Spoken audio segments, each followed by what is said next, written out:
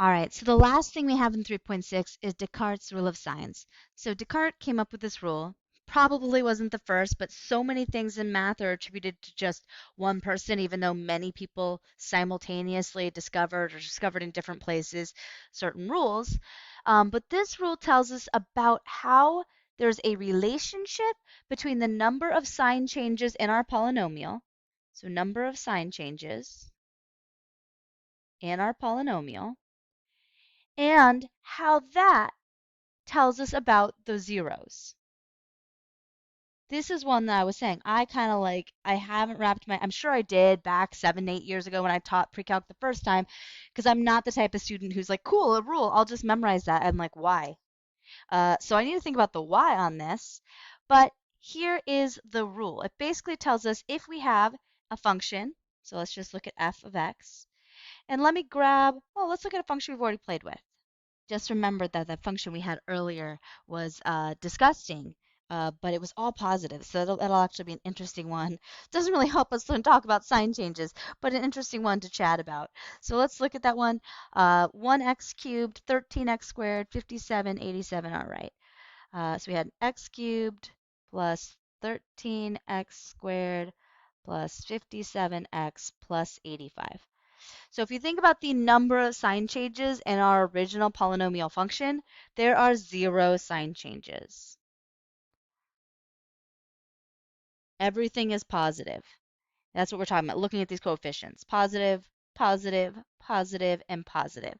So no changes at all. Very sad. So what this would tell us is that there are no positive zeros.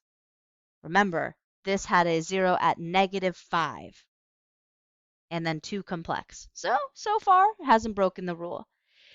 Now, what about that negative? So what we can do is we can plug in, essentially like our odd function. We can say, well, what would happen if we were to plug in a negative x? What would happen to each and every term? So if we plug in a negative x, we get negative x cubed. I'm just going to put a negative x everywhere that we had our x. We know how to use our function notation. So that doesn't have anything to change.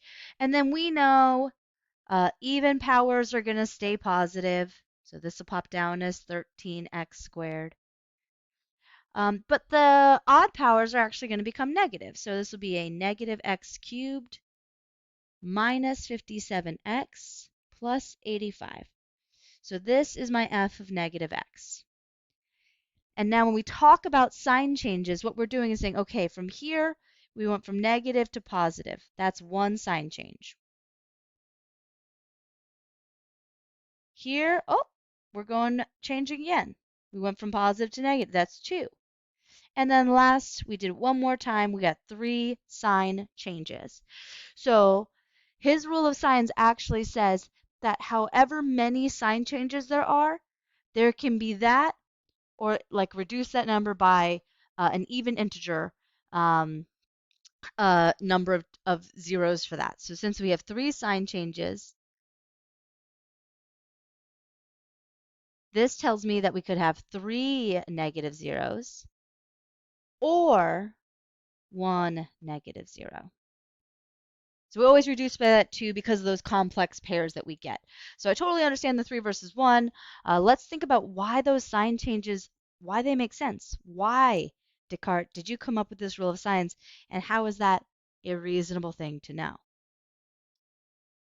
So in the simplest way of looking at this, we're thinking about, remember, all that sort of end behavior piece of like all of these competing terms of our polynomial. We're not talking about like in behavior as things go to infinity. When things go to infinity, we only need to look at the leading term, but we're in the midst of it, we got to look at everything. And so looking back at our original function, the positive one, when everything was positive, it wouldn't matter what I plugged in. If I plugged in a positive x, this business was going to always be positive, right? That reminded me of, if you haven't watched, God, Silicon Valley, always blue, always blue.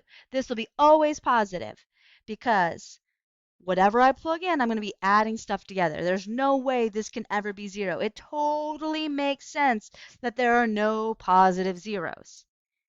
But now when we look at the plugging in a negative number, well, when we plug in a negative number, there's a bunch of competing stuff going on.